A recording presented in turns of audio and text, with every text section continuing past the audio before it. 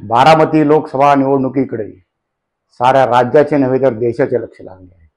7 मे रोजी ही लोकसभेची निवडणूक होणार आहे। या निवडणुकीमध्ये विद्यमान खासदार सुप्रिया सुळे आणि महायुतीचे उमेदवार सुनेत्रा अजितदादा पवार यांच्यामध्ये अत्यंत चुरशीची अशी लढत होत आहे।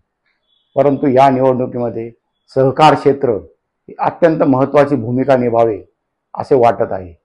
या मतदारसंघामध्ये माळेगाव, सोमेश्वरनगर, छत्रपती, नीरा भीमा, कर्मयोगी, भीमा पाटस असे सहकारी साखर कारखाने आहेत आणि या सर्व साखर कारखान्यांवर अजितदादा पवार यांचे वर्चस्व आहे।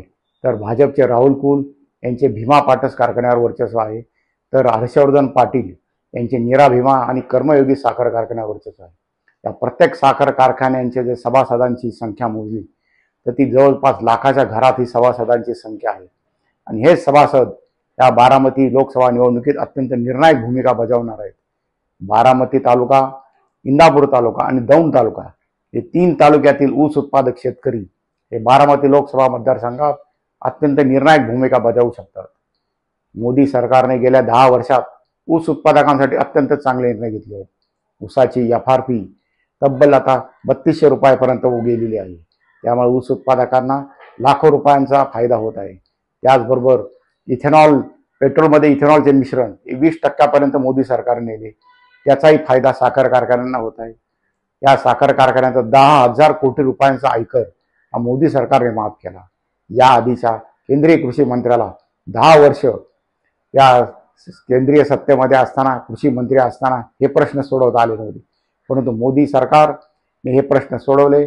पंतप्रधान नरेंद्र मोदी, सहकार मंत्री अमित शाह यांनी सहकारी साखर कारखानदाराला एक वेगळी दिशा दिली आहे। त्याचबरोबर सहकारी बँकिंग क्षेत्राला देखील मोदी सरकारने एक वेगळी दिशा दिलेली आहे।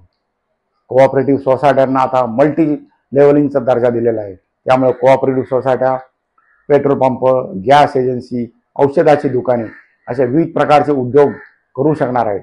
अशा प्रकारचा क्रांतिकारी निर्णय अमित शाह यांनी घेतलेला आहे। याचा फायदा सहकार क्षेत्राला होणार आहे। यातून मोठ्या प्रमाणावर रोजगाराची निर्मिती होणार आहे। या मतदारसंघात सर्वाधिक प्रभावी ठरणारी पुणे जिल्हा मध्यवर्ती बँक अजित पवार यांच्या ताब्यात आहे।